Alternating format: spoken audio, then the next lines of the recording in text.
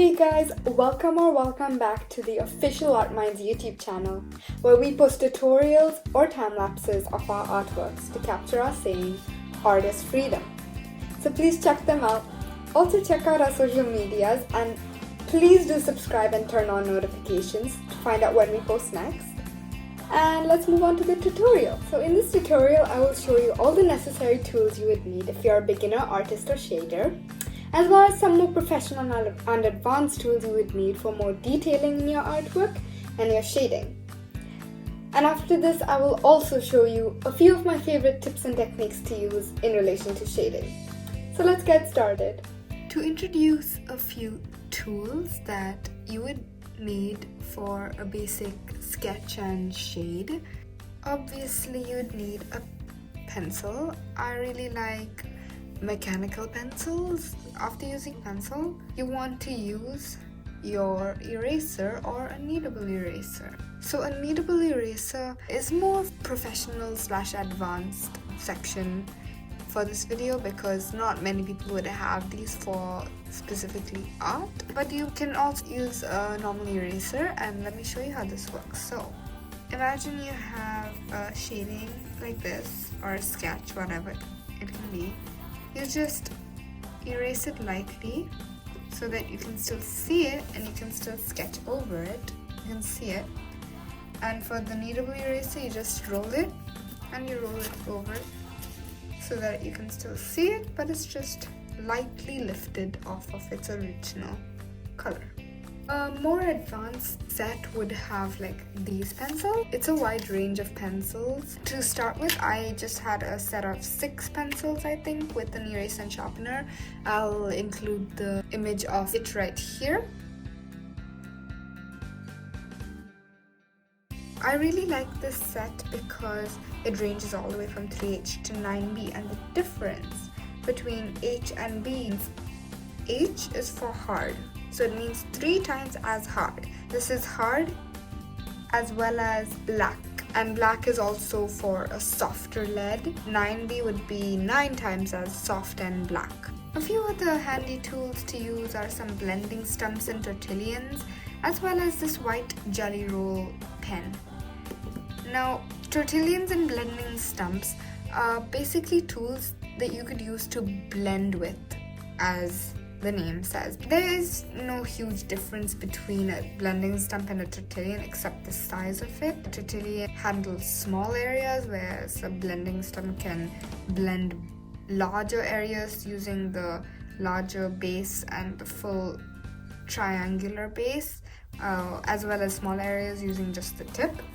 So let me show you as an example. Here I'm just gonna do a bit of graphite, kind of blending as I go down, but it's not, like it looks like a pencil sketch. So with this tortillon, let's see how much it does. I have used a few of these, so it may not be as good. It's kind of old as well.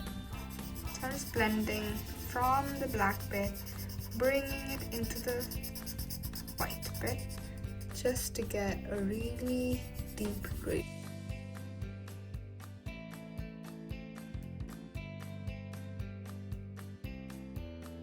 Alright, that's how it looks using this small little tortillon. Let's see how it looks when I use the blending stump. Okay, it's not even, as you can tell. I'm going to use the bigger blending stump for this. So as you go along, your tortillon will start to get darker and darker, and soon it won't be able to actually blend properly because it's really dark and it has a lot of lead on it. So I suggest erasing it on an eraser if you wanna, because they're kind of expensive. If you don't want to buy constantly, then just erase it on an eraser and it should work perfectly fine after. And after a few times after erasing, you want to buy a new one, then go ahead. Alright, now let me show you what the jelly roll pen does. As you can probably tell, it adds highlights. I use it mostly for eyes. So if you have this dark area here, It works on surfaces, so it may not work on this. Yeah, I just have to trial and error. Usually if I want to get it even more opaque, I just dab it on my hand and then just dab it on there. Sometimes I also really like using black for dark hair because it can give a really nice definition and depth. So for example, I'm going to take my black that I have here and compare it with this dark area I've put, and it's a lot darker. Let me show you my 9B pencil. Right, here's my 9B pencil and I'm gonna compare it to this. The black one is still a bit darker. Okay, so let's move on to the actual drawing and learning how to shade. So I just like to start off, I don't really like to use a mechanical pencil, but for the sake of this video, I will show you a beginner's version and a more advanced version for creating a shaded sphere.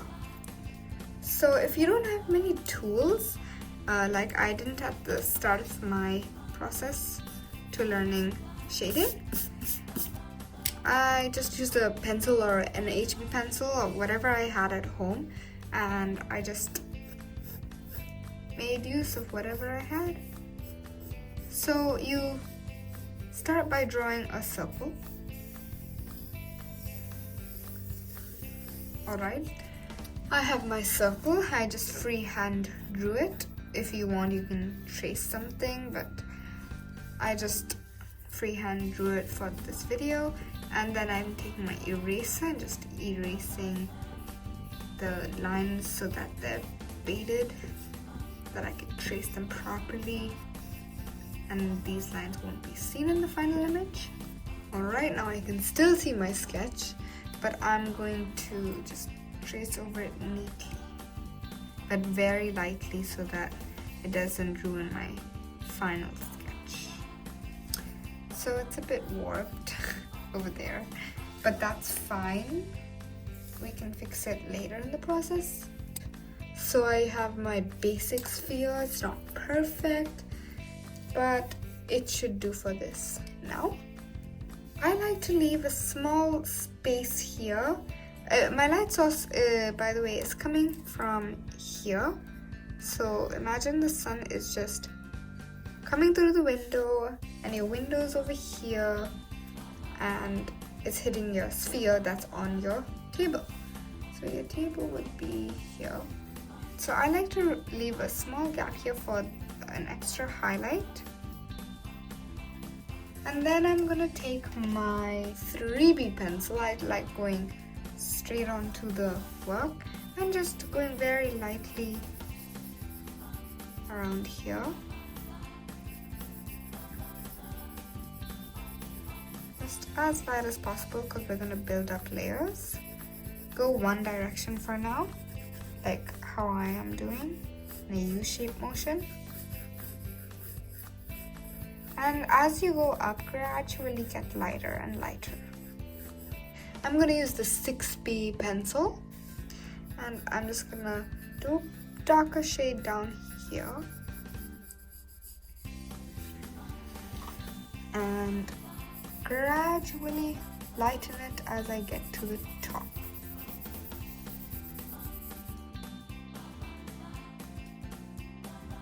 Again, it does not need to be perfect, just as long as you get the shading right.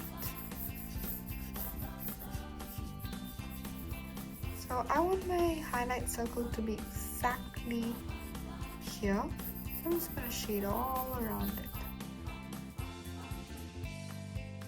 Okay, now I want to go the other direction so that I can cover all sides of the sphere.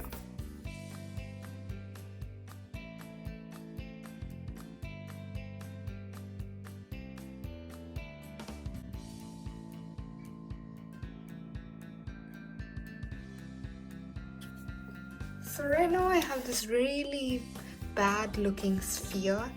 I'm going to take my blending stump and just blend it all out to get a smooth gradient.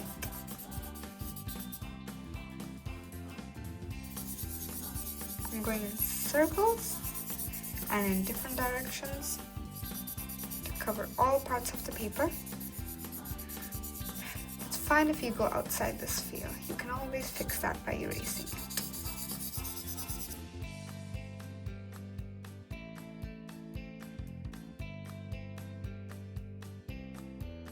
Alright, so right now my sphere looks a bit weird. I'm gonna take my kneadable eraser, roll over this image.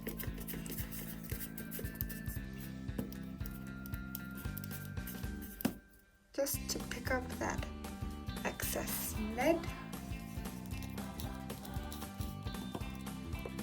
Okay, now I'm gonna take a darker pencil. I'm just gonna go right ahead with 9B. You can take 8B, you can take 6B.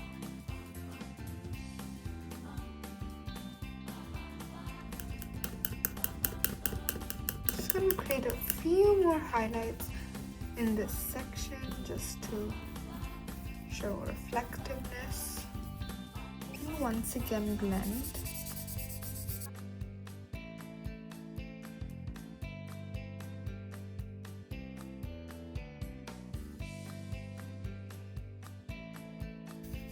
Another good tip I use to blend is I use tissue paper because it gives a really nice smooth looking blend.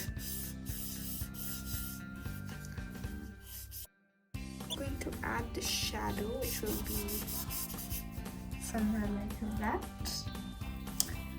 and I'm going to add it right here.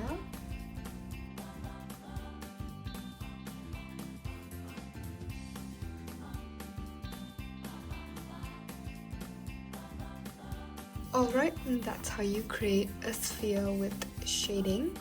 So let's revise the tips that I've told you. Shade in all different directions with the same opacity. If you want to get a really smooth blend, use a kneadable eraser to erase lines that you don't want as opaque so that you can trace over it to get the proper shape. Use tortillions to blend it out smoother and a tissue look really soft. If you also need help finding a good area of light source, just draw the sun facing the object in any direction and draw the highlight on the object, and the shadow will be opposite that highlight, so it shows shape, form and definition. Thank you so much for watching this video. If you reached this far, please do comment down below what videos you'd like to see from us in the future. And if you enjoyed this tutorial, please leave a like and also make sure to check out our other videos. See you next time on Art Minds.